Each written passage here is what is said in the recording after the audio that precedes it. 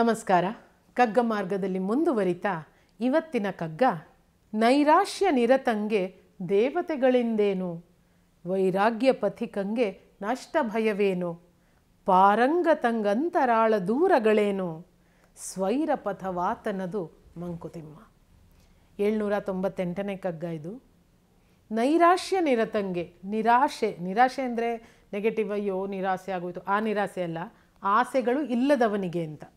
ಆಸೆಗಳು ಇಲ್ಲದವನಿಗೆ ದೇವತೆಗಳಿಂದೇನು, ನಾವು ದೇವತೆಗಳಿಂದ ಯೂಶ್ವಲಿ ಬಯಸೋದೇನು, ದೇವರೇ ನಂಗೆ ಅದು ಕೊಡು, ದೇವರೇ ನಂಗೆ ಇದು ಕೊಡು, ನಂಗೆ ಅದು ಬೇಕು, ನಂಗೆ ಆ ಪೊಸಿಷನ್ ಬೇಕು, ಇದೇ ತಾನೇ. ನನಗೆ ಆಸೆಗಳೇ ಇಲ್ಲ ಅಂದರೆ ದೇವರು ಪ್ರತ್ಯಕ್ಷವಾದ್ರೇನು ಇಲ್ಲದೇ ಇದ್ರೇನು ದೇವತೆಗಳಿಂದ ನನಗಾಗಬೇಕಾದ್ದೇನು. ವೈರಾಗ್ಯ ಪಥಿಕಂಗೆ ನಷ್ಟ ಭಯವೇನು, ನನಗೇನು ಬೇಡ ಅಂತ ವೈರಾಗ್ಯದಿಂದ ಹೊರಟವನಿಗೆ ಅಯ್ಯೋ ಇದರಲ್ಲಿ ಲಾಸ್ ಆಗಿಬಿಡ್ತಲ್ಲ, ಓ ಇದರಲ್ಲಿ ಲಾಭ ಬರುತ್ತೆ, ಇಂಥದ್ದು ಯಾವ ಹಂಗೂ ಇಲ್ಲ, ಯಾವುದೂ ಬೇಡ, ನಷ್ಟವೂ ಬೇಡ, ಲಾಭವೂ ಬೇಡ, ಏನೂ ಬೇಡ ನನಗೆ ಅಂತ ಅನ್ನೋನಿಗೆ ಅವುಗಳ ಭಯ ಇರೋದಿಲ್ಲ. ಪಾರಂಗತಂಗೆ ಅಂತರಾಳ ದೂರಗಳೇನು, ಯಾರು ಪಂಡಿತ, ಯಾರು ಬೌದ್ಧಿಕವಾಗಿ ಮೇಲ್ಮಟ್ಟಕ್ಕೆ ಬೆಳೆದಿರ್ತಾನೆ ಅಂಥ ಒಬ್ಬ ವ್ಯಕ್ತಿಗೆ ಇವರು ಒಳಗಿನವರು, ಇವರು ಹೊರಗಿನವರು, ಅದು ದೂರ, ಇದು ನನಗೆ ಮನಸ್ಸಿಗೆ ಹತ್ತಿರ, ಇಂಥದ್ದು ಏನೂ ಇರೋಲ್ಲ. ಯಾವ ಸ್ಥಿತಿಯನ್ನು ತಲುಪಿರ್ತಾನೆ ಒಬ್ಬ ಪಂಡಿತ ಅಥವಾ ಪಾರಂಗತನ ಅಂದರೆ ಎಲ್ಲ ಒಂದೇ, ಎಲ್ಲದರಲ್ಲಿರುವ ಒಳ್ಳೆಯದನ್ನು ಹುಡುಕಿ ನೋಡುವ ಸ್ಥಿತಿ ತಲುಪಿರುವಾಗ ಅವನಿಗೆ ಅಂತರಾಳ ದೂರಗಳು ಏನು, ಯಾವುದು ಮ್ಯಾಟರ್ ಆಗೋದಿಲ್ಲ. ಇಂಥವರು ಸ್ವೈರಪಥ, ಸ್ವೈರ ಅಂದರೆ ತನಗಿಚ್ಛೆ ಬಂದ ಹಾಗೆ, ಇಚ್ಛೆ ಬಂದು ನನಗಿಷ್ಟ ಬಂದ ದಾರಿಯನ್ನು ಆರಿಸ್ಕೊಳ್ಳೋನಾಗಿರ್ತಾನೆ ಇಂಥವನು ಅಂತ. ಇದೆಲ್ಲ ಸಾಲುಗಳಲ್ಲಿ ಕಂಡು ಬರುವಂಥ ಮುಖ್ಯ ಭಾವ ನನಗೆ ಒಂದೇ, ನಿರೀಕ್ಷೆಗಳು ಇಲ್ಲದಿರುವುದು.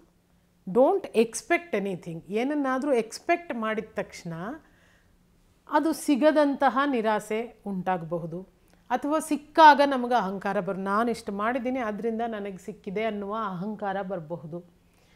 ಇದು ಯಾವುದು ಇಲ್ಲದೆ ಹೋದರೆ, ಅಪೇಕ್ಷೆ ನಿರೀಕ್ಷೆಗಳೇ ಇಲ್ಲದೆ ಹೋದರೆ ಅದು ನಿಜವಾದ ಸುಖ ಅಂತ ನಾನು ಭಾವಿಸ್ತೀನಿ. ಈಗ ಉದಾಹರಣೆಗೆ ತಗೊಳ್ಳೋಣ, ನಮ್ಮಲ್ಲಿ ಅತ್ಯಂತ ಹೆಚ್ಚು ನಿರಾಸೆಗೆ ಒಳಗಾಗೋದು ನಾವು ಯಾವ ಸಂದರ್ಭದಲ್ಲಿ ಅಂದರೆ ನಾವು ಬೆಳೆಸಿದ ಮಕ್ಕಳು ನಮ್ಮ ಕೈ ಹಿಡಿದಿದ್ದಾಗ ಅಂತ. ನಮ್ಮ ಮಕ್ಕಳು ಅದನ್ನು ಉದಾಹರಣೆಯಾಗಿ ತಗೊಂಡ್ರೆ ಈ ಕಗ್ಗಕ್ಕೆ, ನಾವು ಆ ಮಕ್ಕಳನ್ನ ಮುದ್ದು ಮಾಡಿರ್ತೀವಿ, ಆ ಎಳೆ ಮೈನ ತಬ್ಬಿ ಹಿಡಿದಿರ್ತೀವಿ, ಅವು ನಮ್ಮ ಪುಟ್ಟ ಕೈಗಳಿಂದ ನಮ್ಮನ್ನು ತಬ್ಕೊಂಡಿರ್ತವೆ, ಅಮ್ಮ ನೀನು ಬೇಕು ಅನ್ನುವ ಭಾವನೆಯನ್ನು ಕೊಟ್ಟಿರ್ತವೆ, you are important to me ಅನ್ನೋ ಇದನ್ನು ಕೊಟ್ಟಿರ್ತವೆ, ನಾನೇ ಊಟ ಮಾಡಿಸ್ಬೇಕು, ನಾನೇ ಸ್ಕೂಲ್ ಬಸ್ ಹತ್ತಿಸ್ಬೇಕು, ಅದನ್ನೆಲ್ಲ ನಾವು ತಾಯಂದರು ತಂದೆಯರು ತುಂಬ ಹೆಮ್ಮೆಯಿಂದ ಹೇಳ್ಕೊಂಡಿರ್ತೀವಿ. ಅಯ್ಯೋ ಸದಾ ನಾನಿಲ್ಲ ಅಂದರೆ ಅವಳಿಗೆ ಆಗೋದೇ ಇಲ್ಲ, ಅಯ್ಯೋ ಅವಳು ಬರೋ ಹೊತ್ತಿಗೆ ನಾನು ಮನೇಲಿ ಇದ್ಬಿಡ್ಬೇಕು, ಮಗ ಬರೋ ಹೊತ್ತಿಗೆ ಮನೇಲಿ ಇದ್ಬಿಡ್ಬೇಕು, ಇಲ್ಲಾಂದರೆ ನಾನಿಲ್ಲ ಅಂದರೆ ಅಳ್ತಾನೆ, ಈ ಥರದ್ದೆಲ್ಲ ನಾವು ಅವಾಗ ಎಷ್ಟು ಹೆಮ್ಮೆನ ಅನುಭವಿಸಿರ್ತೀವಲ್ಲ. ಆ ಪ್ರಕ್ರಿಯೆ ಮಕ್ಕಳು ಬೆಳೆಯೋ ಹಂತವನ್ನು ನೋಡಿರ್ತೀವಿ, ಅವ್ರು ಕೊಟ್ಟ ಪ್ರೀತಿನ ತೊಗೊಂಡಿರ್ತೀವಿ, ಅವರಿಗೆ ನಾವೇನೋ ಮಾಡಿದ್ರಲ್ಲೂ ನಾವು ಸಾರ್ಥಕತೆಯನ್ನು ಅನುಭವಿಸಿರ್ತೀವಿ. ನಾನು ನನ್ನ ಮಕ್ಕಳಿಗೆ ಫಾರಿನ್ ಟ್ರಿಪ್ ಕರ್ಕೊಂಡು ಹೋದೆ, ಅವ್ರಿಗೆ ಬೇಕಾದ್ದು ಕೊಡಿಸಿದ್ದೀನಿ, ಕೇಳಿದ್ದು ಮಾಡಿದ್ದೀನಿ, ಅಲ್ಲಿ ಕೊಡಿಸ್ದೆ, ಐಸ್ ಕ್ರೀಮ್ ಕೊಡಿಸ್ದೆ, ಪ್ರತಿಯೊಂದರಲ್ಲೂ ನಾವು ಸಾರ್ಥಕ ಭಾವವನ್ನು ಕಂಡುಕೊಂಡಿರ್ತೀವಿ.